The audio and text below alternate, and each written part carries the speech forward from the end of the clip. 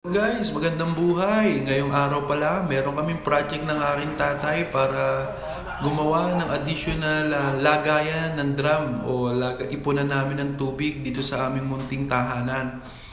At meron din kaming pinaplano na pagkasyahin yung sasakyan dyan sa garahe namin. Alright, samahan nyo kami kung paano namin ito gagawin. Alright, nilinis muna namin yung area na yan sa garahe. Tinanggal muna namin yung mga drum, nilinis yung flooring. Tapos ito pala yung gagamitin naming booster pump. Kasi madalas pong nawawalan ng tubig dito at hindi umaabot yung pressure ng tubig papunta dun sa banyo at kusina. Habang busy si tatay sa pag-aayos ng stainless na drum, ako naman, busy naman po ako dun sa pagtatanggal ng lumang brace sa plastic na drum. So, bago tayo magsimula ng trabaho, safety first muna. Gamit tayo ng goggles, magsuot tayo ng long sleeve, kahit paano may additional protection tayo habang tayo nagtatrabaho. Alright! Ko nang tanggalin yung brace ng plastic na drum. Si tatay naman abala sa paglalagay ng additional na paa ng stainless na drum.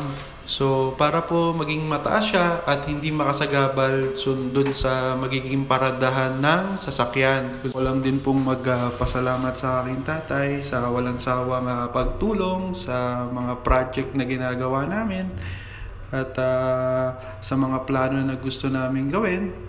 At sabi niya nga, imbis na ipalabor mo pa sa iba, siya na lang daw ang gagawa. Basta tulungan ko lang din daw siya. So sabi ko naman, tay, kaya natin yan. Basta tulong-tulong, dahan-dahanin lang natin. At matatapos din natin yan. So tay, maraming salamat sa iyo. Happy Father's Day sa atin. At mahal na mahal ka namin ng mga kapatid ko at ng nanay. Ingat ka palagi. Alright. Mga oras na yan, tapos na naming weldingan ng brace at additional na paa ng stainless na drum.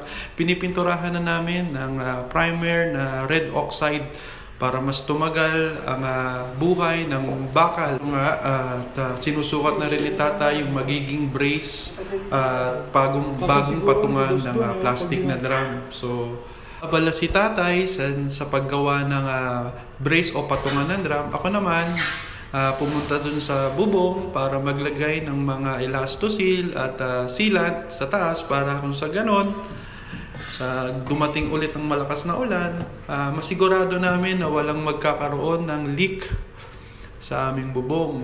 Diyan, madalas po dyan sa may mga pagitan na yan, ng pinagduktungan ng flashing, at sa may tabi ng pader at sa mga gilid-gilid, diyan po nagkakaroon ng mga leaking. Tapos kung magdikit ng mga elastosil sa taas, tinulungan ko naman si tatay na ikabit yung panibagong brace o patungan ng plastic na drum. So ayan na nga. At gumamit kami po niya ng expansion bolt na every time na ipitan mo siya, mas lalo siyang kumakapit sa pader. Alright. Isa na lang po namin problema kung saan namin padadaanin yung tubo para dun sa alulod. So ang naging desisyon namin ni tatay ibaguhin ang linya. So ang nangyari, ilalagay namin siya sa pagitan ng dalawang plastic na drum. And then doon namin siya padadaanin para kung sa ganon, hindi maging sagabal sa pag nagparada ng sasakyan. Alright. Ayan na nga. At natapos na namin ang paglalagay ng plastic na drum. At ito naman yung isa pa naming project kung saan titibagin namin itong bintana na to. Kung sa ganon, para pag bababa yung driver sa sasakyan, ay makakapaypay yung bintana niya. So, ayan pala yung finished product namin. So, hindi pa siya totally tapos. Pero, balitaan namin kayo sa part 2 kung anong magiging itsura ng project namin na ito. Alright! Muli, see you to my next vlog. Alright!